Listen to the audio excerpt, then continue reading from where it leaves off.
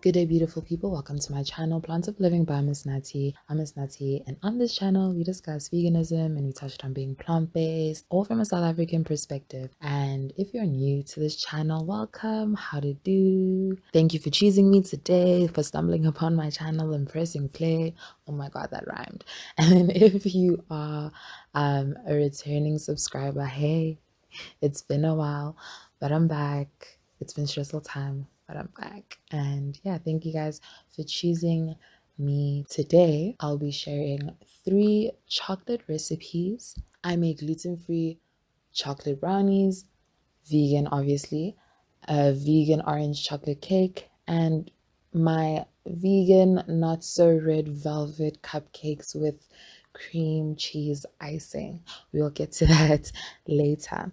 So let's start off in the beginning. Around mid-June, no, it was around the beginning of June, and I was starting to crave chocolate. I remember during this time, the news and media kept on teasing us and preambling a third wave in COVID. I was honestly very scared because the second wave hit my family very hard.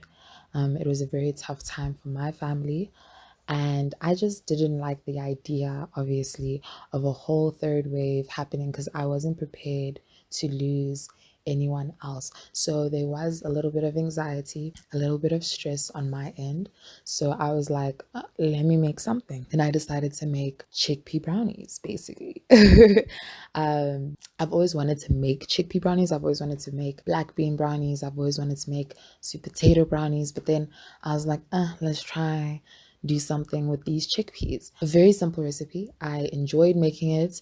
It was interesting because I figured out obviously you don't really need the things you always think you need in when it comes to baking. A bunch of ingredients mixed together can go a very long way. But just making these perfectly good brownies to enjoy with a bit of coffee, a bit of tea, really did warm my heart. I felt a little bit of calm. It felt like a stress reliever because I'm not a big chocolate fan, and I know that I'm not a big chocolate fan. Like, I will choose pretty much anything over chocolate unless chocolate is the only option. I don't really gravitate towards chocolate. So these chickpea brownies, as chocolatey and fudgy as they were actually very delicious. I really did enjoy. The next recipe I made during the season was my chocolate orange cake, vegan of course. I made this after recovering from COVID. I remember feeling super stressed during the time I had COVID, or I had active COVID and I had to be isolated. I felt stressed probably because I was worried. I remember feeling like and thinking about what if I had a comorbidity that I was not aware of, like a compromised immune system or a disease of some sort that I just managed to not be aware of it. It never affected me, and I was scared that COVID would have magnified it. So my worry was there. And then my second worry and more of my I think that was the thing that weighed heavy on my heart was me passing COVID to someone and someone else suffering. I just remember feeling like, oh my gosh, how long did I have it before I was diagnosed and tested positive? Luckily, I don't think I passed it on to anyone. People that I was in contact with, my family, were all well, like nothing, nothing great happened. So nothing big happened. That season came and passed. I remember craving to be in the kitchen and wanting to make something. And as soon as I could, I baked chocolate orange cake. I was so ecstatic to bake again because I love making food. Absolutely love making food. During this time, I was craving orange, but I wasn't really in the mood to actually eat an orange. And I was craving chocolate as people who are stressed who crave chocolate do. And it was weird. My craving was so weird. I knew I wanted chocolate inside the cake, like solid pieces of chocolate and on top and wrapped around. I remember wanting to eat so much chocolate. It was such a weirdly emotional and stressful time on my end because I just knew that I wanted this season to be over. Around the same time, after getting out of isolation, we went into harder restrictions in the country.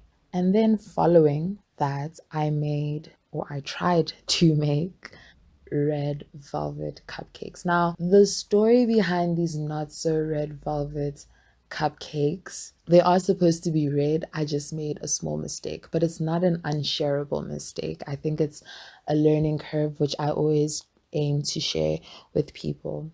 So, I have an attachment to red velvet.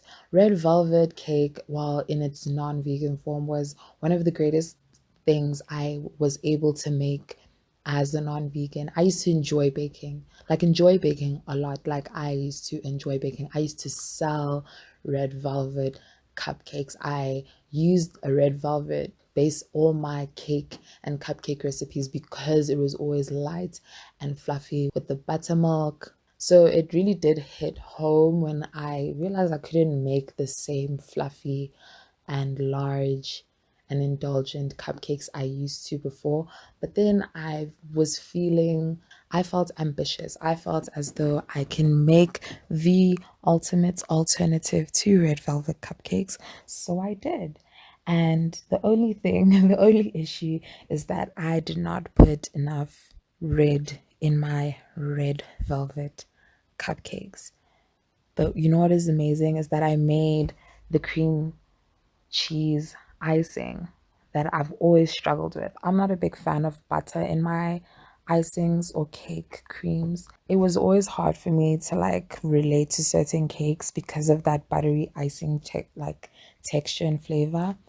And when I used to make red velvet cupcakes, I used to use cream cheese and whipping cream to make that beautiful, light, fluffy, tangy icing for my red velvet cupcakes. And then obviously, since I'm not eating like that anymore, that is not what I am able to do or allow myself to do until recently when Woolworths decided to release a cheese range, and one of the cheeses is a dairy-free cheese spread, which is supposed to mimic, in my opinion, mimics cream cheese, and I treated it as such. And I also knew of a very easy to find dairy-free whipping cream, and I mixed them together. Mix them together, put some icing sugar, a bit of vanilla, and oh my gosh, it's almost like I never left my old recipe. These cupcakes were absolutely delicious. I am so honored that I took my time to stress out about it, but also figure it out and realize that I can pretty much make anything I want vegan. That is the end of the video. Thank you for joining me today. Please like, comment, and subscribe, and maybe tell me what recipe you turn to in a stressful situation, or what craving do you have in a stressful situation. What do you really think about? What do you really want to indulge in? For me, I guess it's chocolate, even though I never really used to have an attachment to chocolates. But I know definitely in these past few weeks, chocolate has been my go-to. Anyway, please like, comment, and subscribe. Hit the notification button because there is more to come. Can't wait to share more videos with you. Have a plentiful day.